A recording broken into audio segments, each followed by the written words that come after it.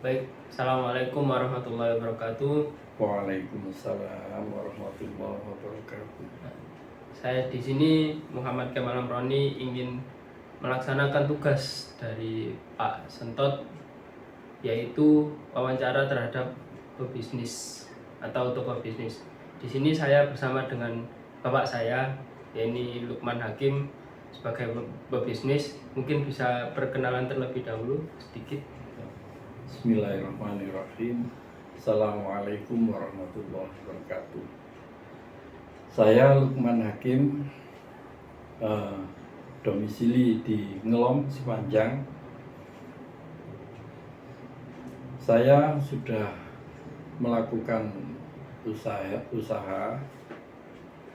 Dulu pernah produksi, meskipun sekarang juga masih produksi, tapi masih mulai bangkit lagi, maklum setelah pandemi. Tapi ada usaha yang lain, jadi ada bisnis yang lain yang alhamdulillah ya cukup bisa diharapkan. Pertama itu penghasilannya ya cukup, tapi paling bermanfaat itu bisa membantu orang lain, menyemangati orang lain, yaitu usaha terapi. Itu terapi ini, usaha ini namanya Gria Sehat Umat. Jadi terapi yang dipergunakan itu terapi secara fisik. Sementara itu, dan penyakit-penyakit yang bisa kita tangani, segala macam penyakit, apakah penyakit jantung, penyakit sesak napas paru, penyakit lambung, penyakit kepala, migrain atau vertigo, insya Allah itu bisa teratasi dengan tanpa minum obat sama sekali. Ya, itu sebagai pembuka. Ya, baik, terima kasih untuk pembukanya. Mungkin langsung ke beberapa pertanyaan dari saya dalam proses penugasan saya kali ini. Yang pertama, mungkin bisa dijelaskan posisi Bapak dalam usaha ini dan mungkin berapa lama udah menjalani usaha ini. Terapi ini relatif baru, masih baru diperkenalkan di Indonesia, dan penemuannya juga masih baru. Tapi insya Allah hasil dari terapi ini sangat amat membanggakan, apalagi itu kan dari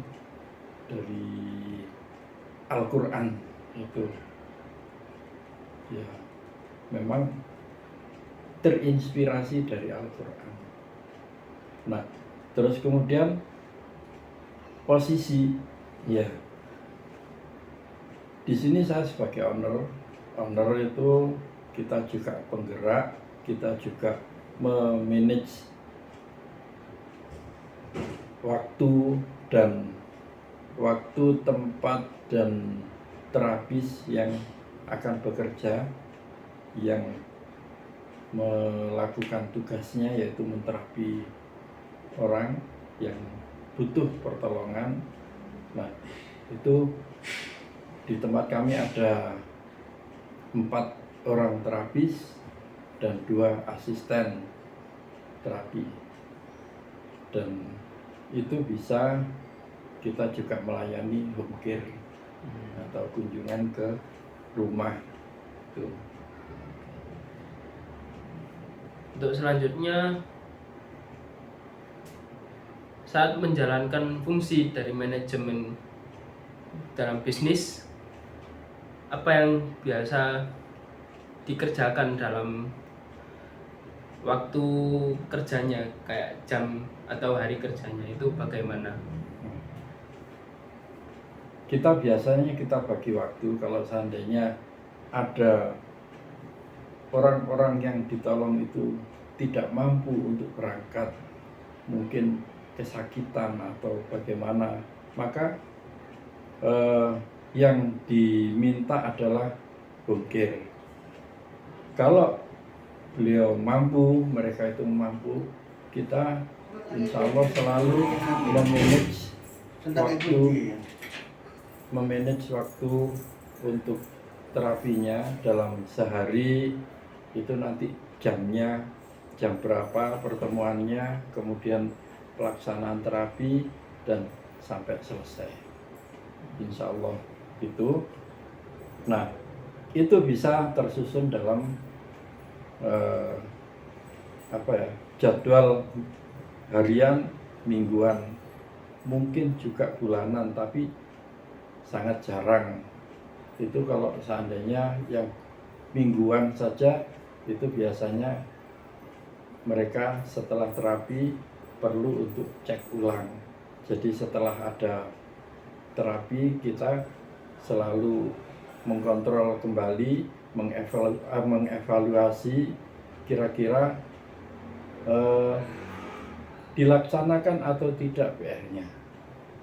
Kemudian juga kita mengevaluasi sampai seberapa jauh hasil dari terapi itu. Kalau hasil terapi itu positif, sampai berapa lama itu bisa bertahan.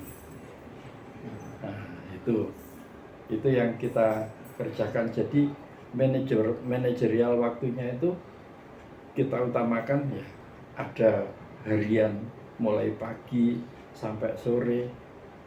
Insidentil juga karena orang yang butuh pertolongan itu ya sakwaya-waya kita juga tidak bisa nolak, kasihan. Iya. Kasihan. Kayaknya kalau sakit kan nggak nentu. Iya. Iya. Ya, baik-baik.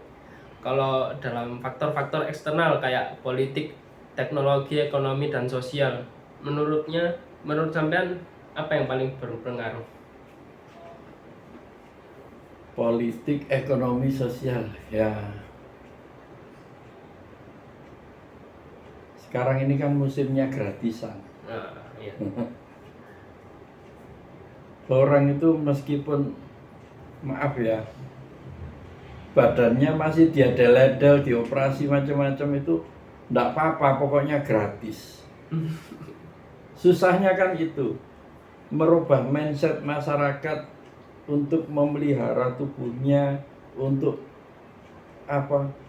membuat tindakan preventif agar sehat yang berkelanjutan, sehat yang benar-benar sehat tanpa ketergantungan obat, sehat yang sebenarnya ya sehat itu ya secara fisik. Dia kalau seandainya memasukkan barang yang kurang bagus, yang tidak sesuai untuk tubuhnya, maka sistem akan menolak dan itu akan mengeluarkan dengan mudah. Itu salah satu contoh sehat. Jadi sehat itu tidak sekedar sehat tapi masih minum obat, ya bagaimana dikatakan sehat. Itu ya, kalau minum obat terus-terusan juga nanti kan juga berpengaruh pada organ dalam ya. Ya ginjal terutama, karena obat kimiawi itu ya tidak ada satupun obat yang tidak ada resikonya. Ada efek samping itu. Oke.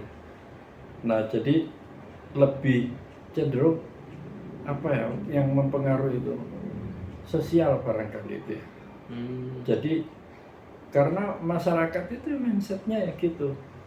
Nah, ya sudah operasi saja. Contoh ini ya.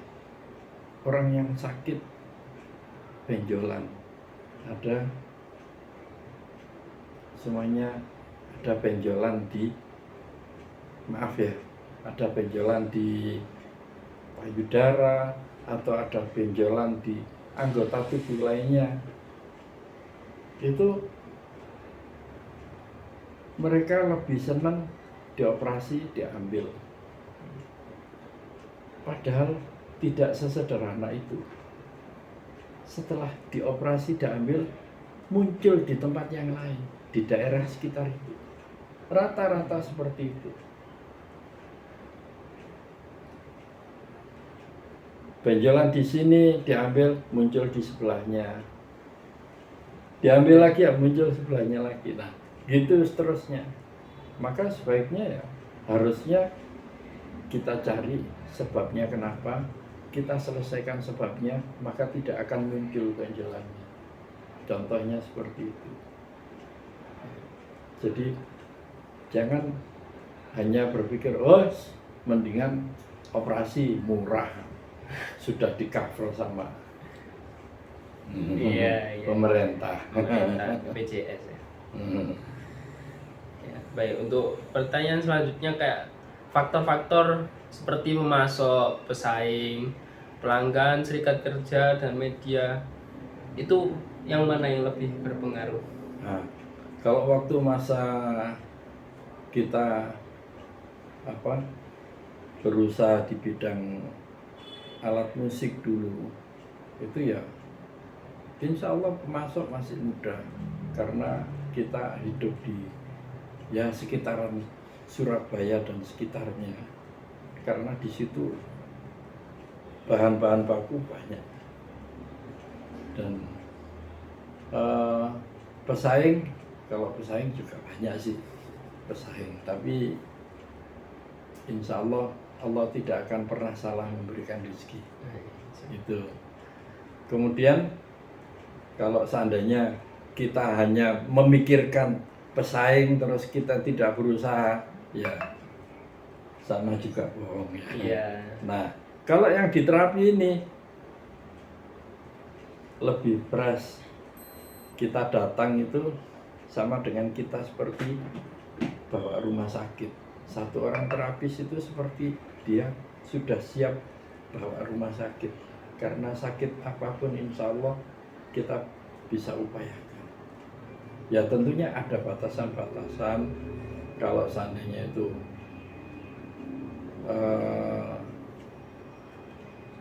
contoh, kalau batasannya itu berupa non fisik akan beda lagi. Iya. Non fisik. Non fisik itu contoh kalau semuanya ada gangguan dari makhluk halus atau apa kan beda. Kalau ya bahasa umumnya itu psikosomatis.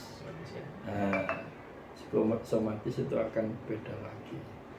Tentunya kalau di tempat kita, kalau dia sakit psikosomatis, otomatis dia sudah naik ke jalur stresnya. Jalur stres itu ketika cek analisa itu sampai ke kepala, merasakan sakitnya. Bukan berarti pusing, enggak. Tapi ada titik-titik tertentu yang di situ harusnya tidak sakit, ya merasakan sakit. Jadi ketika sakit yang sudah berkepanjangan sampai akhirnya ke jalur stres. Kalau sudah jalur stres, makan tidak enak, makan pahit, makan mau muntah lagi, dan begitu seterusnya. Itu kalau sudah jalur stres, maka itu butuh perawatan yang intensif. Itu. Ya, kalau masalah bahan baku untuk terapi, kita terapi ya pokoknya sudah makan siap untuk menterapi. Memang terapi itu paling utama tenaga. Ya. Ya, sumber terbaik terapis. Lepas dari itu semua kita bergantung pada Allah. Itu. Ya, memohon yang terbaik lah demi kelancaran terapinya. Oke, untuk pertanyaan terakhir, untuk masalah etika dalam berbisnis, dalam apa ya, kayak mempraktekkan dalam usaha sampean itu gimana, kayak membangun dan memelihara praktek etika itu supaya berjalan dengan baik? Ya, tentunya karena ini bidang jasa ya, bagaimanapun juga pilihan terakhir penentunya adalah konsumen. Konsumen adalah raja memang. Nah, otomatis kita harus memperlakukan mereka dengan sebaik-baiknya. Itu adalah etika. Mengingat orang-orang yang bergerak seperti kita ini, bidang jasa, terutama pengobatan atau terapi, yang terapi ini berupa terapi holistik, itu juga tidak hanya kita sendiri, maka kita juga ya tetap menjunjung etika dengan cara apa? Tidak menjelek-jelekan antara satu terapi dengan terapi yang lain. Karena kesembuhan itu mutlak dari Allah. Nah, untuk internal kita, etika itu kalau semuanya antara satu terapi dengan terapi yang lain, insya Allah kita akan saling support, saling bantu. Bila perlu, kadang-kadang kalau masih kosong, yang mau diterapi masih belum datang, jadi klien kita itu masih belum datang, boleh jadi satu orang kita gerutuk sampai 4 terapi. Masukan dari 4 terapi, oh ini gap, ini dari sini, ini sebaiknya begini. Insya Allah lebih bagus itu. Ya, 4 terapi berarti kayak sebagai evaluasi ya, ini Iya. dapat saran dari sini. Betul. Kadang-kadang satu terapi mungkin bisa jadi ada yang kelupaan, harusnya ini di terapi begini, tapi insya Allah semua tercatat. Nah, insya Allah. Jadi etika kita yaitu kita harus menterapi sesuai dengan SOP yang ada sehingga hasilnya maksimal. Jadi ada SOP-nya. Itu ketika kita menjalani SOP dengan benar, itu adalah etika kita terhadap pasien, terhadap klien. Nah. Ya. Mungkin itu aja pertanyaan dari saya. Alhamdulillah. Terima kasih sudah meluangkan waktunya. Mohon maaf bila kami memiliki salah kata dalam menyampaikan beberapa pertanyaan dan jawaban. Sekali lagi terima kasih. Sama-sama, insya Allah. Mungkin sebagai penutup, ya sebagai penutup, bahwa Allah itu menciptakan manusia itu sebenarnya dalam keadaan yang balance, yang seimbang, kanan dan kiri, atas dan bawah, seolah-olah dalam garis itu vertikal dan horizontal ada titik nolnya. Ketika kita berada pada titik nol itu, kita dalam keadaan balance, maka kita akan sehat. Sehat yang benar-benar sehat. Kemudian kenyataannya semua manusia punya kebiasaan yang berbeda-beda. Baik melakukan pekerjaan atau ya melakukan hobi dan kewajiban-kewajiban yang lain. Akhirnya mereka rata-rata balancing itu mulai mengendur antara satu dan lainnya. Disitulah akan muncul penyakit. Tapi bagi kami penyakit itu cuma 4. Pertama, penyakit kendor. Yang kedua, penyakit kencang. Ketiga, penyakit melintir. Dan keempat, kombinasi kendor melintir atau kencang melintir. Dari situ, dari 4 penyakit ini kalau diurai, wah, jadi macam-macam penyakitnya. Maka kalau sakit itu ada di kendor, maka kendor kita kuatkan. Sakit itu ada di kencang, mungkin kendornya dikuatkan sehingga bisa seimbang. Atau sakit ada di kendor, kencangnya dikendorkan sehingga seimbang, bisa balance. Demikian juga kalau seandainya ada di melintir, kok aneh ya sakitnya seperti itu. Contoh masalah pernapasan. Ini penutup kok agak banyak Ya, apa-apa ya. gak apa-apa. Nah, masalah pernapasan. Masalah pernapasan ini orang yang sakit karena kendor, contohnya gini. Nah, ini kan kendor, badannya bungkuk sampai dadanya masuk gini. Terus kemudian suruh nafas, maka nafasnya pendek. Itu kendor. Kalau kencang, dia tegak, saking tegaknya sampai kencang, belakang kencang, depan juga kencang.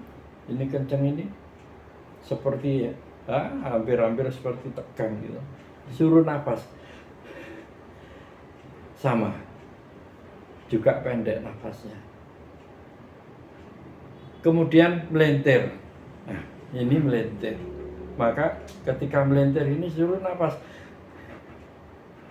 sama, pendek. Melintir itu bisa jadi juga melintirnya gini, yang satu turun, satu naik. Karena semua itu jadi imbalance, tidak balancing, kanan, kiri, atas, bawah. Nah, apalagi kalau seandainya sudah kombinasi, sudah kencang, melintir, maka muncul macam-macam. Tidak hanya sesak nafas, mungkin dia jadi stres, gak bisa tidur, pusing, makan balik lagi, begitu seterusnya. Itu karena sesak nafas dan dari sudut pandang kendor, kenceng, melintir, dan kombinasi. Ya, mudah-mudahan kita bisa terus berkembang, bisa membantu orang banyak, dan boleh jadi kalau seandainya masalah ini diangkat sampai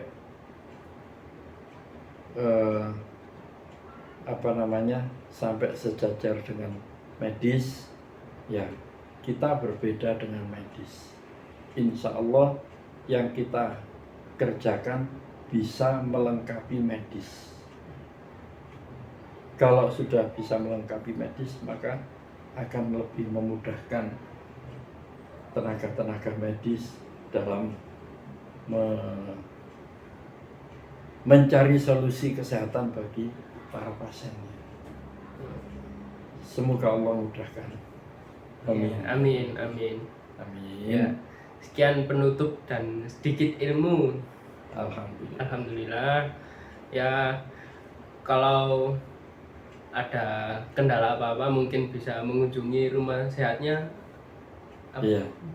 Gria Sehat Umat, atau biasanya kita pakai nama lain, Body Reset Biomekanika, ada di Jalan Raya Ngelom nomor 364 Sepanjang. Kemudian nomor HP mungkin nanti bisa ke mungkin Kemal. bisa hubungi saya, nanti saya teruskan kembali. Mungkin sekian itu dari kami ucapkan terima kasih. Assalamualaikum warahmatullahi wabarakatuh. Waalaikumsalam warahmatullahi wabarakatuh.